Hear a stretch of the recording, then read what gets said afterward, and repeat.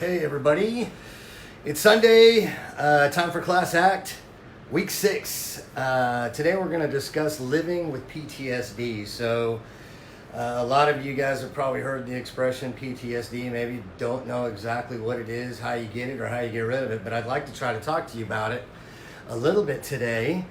Just try to better your understanding and see what kind of things are out there to kind of help overcome this condition. So living with PTSD is the discussion today. Post-traumatic stress disorder. So when you think of PTSD, what do you think about? I tend to think more about military guys that were exposed to combat and were introduced to some pretty traumatic experiences in the line of fire and in the line of duty. And there's a lot of people out here in the San Antonio area that are affected by PTSD, a lot of our service members that I'd like to try to reach out to. But in addition to those guys, there's a whole host of other people that are suffering from PTSD, and it's because of other traumatic events that might have happened in their lives, stuff you might not think about.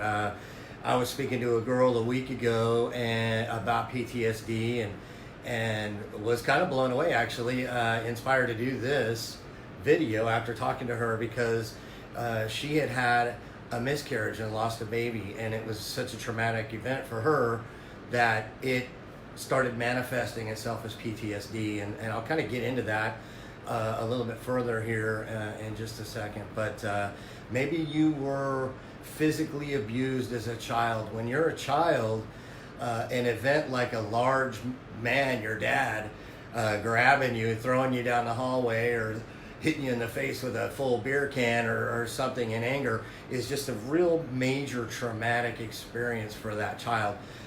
If you're a little girl and you're sexually abused, these are really, really traumatic events that happen. Even stuff like car accidents are really, really traumatic and can manifest themselves in the form of PTSD. So I want to talk about post-traumatic stress disorder.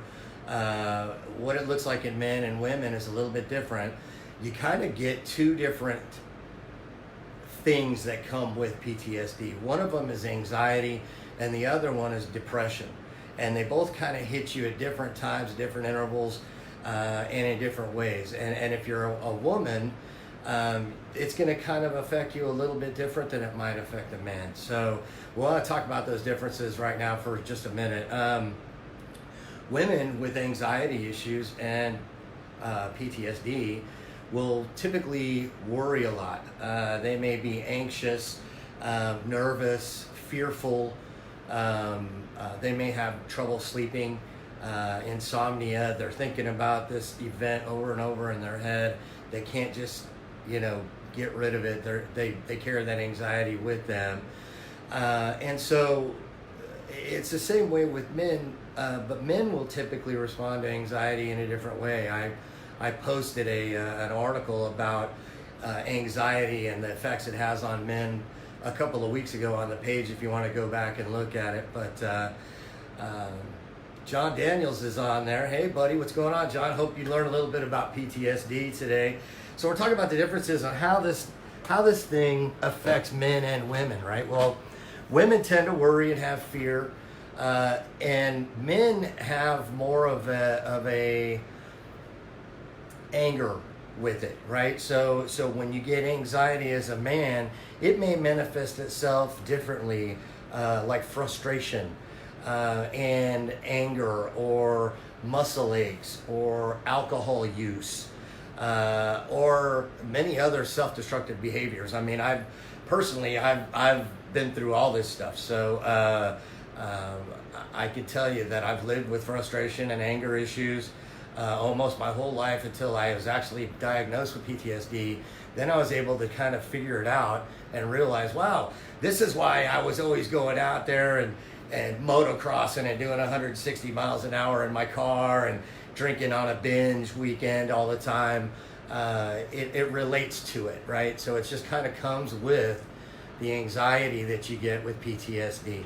The other side of PTSD is more in tune with your depression, right? So depression is really thoughts of harming yourself. So you may have thoughts of worthlessness. You may feel like because this event happened to you that you're not a good person. And I want to tell you that failure is an event, not a person. So we need to lose that self-destructive mindset and replace it with something better, right? So that's really the crux of this conversation. We want to identify first, do we have PTSD? And if so, you can go to a doctor and be diagnosed with that by filling out some questionnaires and forms and doing a little bit of therapy. So speaking of anxiety, right, you end up with what's called a fight or flight response, right? So the men kind of tend to fight and the women kind of tend more to flight, right? So that's just kind of run away from the problem, hope it goes away. Men will sit there and beat themselves up. So that's the two big differences, right? So 1 Peter 5 says, cast all your anxiety on him because he cares for you. And so if you get anxious, I think it's really a trigger to say, hey, this is bigger than me. I can't handle it on my own. I need to go cast my anxiety onto the Lord and get him to help me out with this. So Lance Heflin, glad you're watching, brother. I love you, man. Debbie, good to see you again. So you guys have any comments, anything you want to add to the discussion, a question? Let me know where you're from, just post in here. I'd love to see you like, love, give me a heart, something. Let me know you're out there because I like doing this and I like doing it with other people, not just by myself. So one of the other problems you get with PTSD, besides anxiety and depression, could be sleep disorders. So I was diagnosed with a sleep disorder. I went and did a sleep study, and when you're not getting any sleep, it really amplifies the effects of being anxious and being depressed. So those thoughts, those negative vibes are going to keep coming at you as long as you're not getting any rest. So you want to try to, if you've got a combination of these types of symptoms, you want to try to maybe go to the doctor and talk to him because you might have PTSD. So if you do have PTSD, there are some effective treatments. One of the best things you can do for any anxiety disorder is called cognitive behavior therapy. What cognitive behavior is really just an awareness of your behavior, right? So you have a cognitive awareness of what you're doing, and you realize what you're doing isn't right? So you want to change that behavior, and you can do that by getting therapy from somebody and talking through these things. You talk about what your trauma might have been, how it's affecting you today, what you could do to kind of overcome it, how you could change some of your thought processes and thinking patterns. And that's where I really want to come into this to help. I've developed a class, and it's called Caring, okay? And I've talked about it on a couple other videos, but really haven't dove deep into it. But Caring is really, the initial idea was for veterans.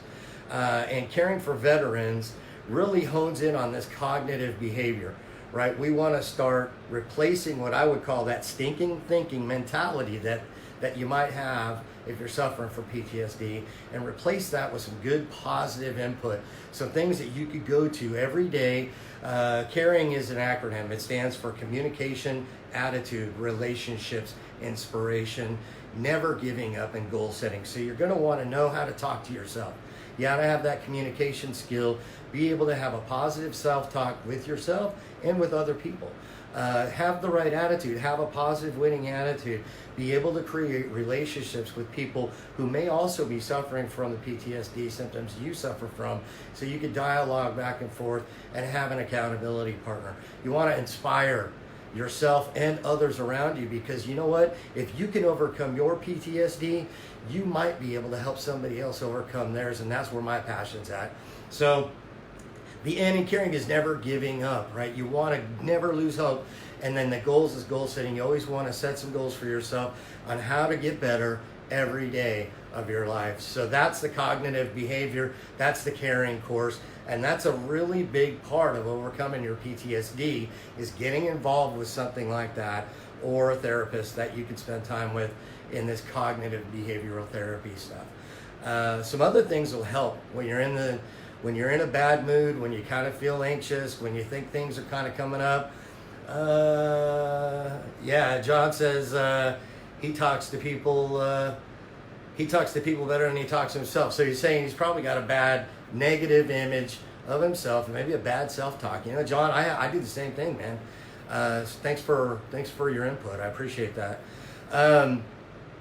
Some other things that we can do besides the therapy and everything, effective treatments also include practices like meditation. So, mindfulness practices like, breathing techniques, meditation, trying to calm yourself down and get into, a slower pace.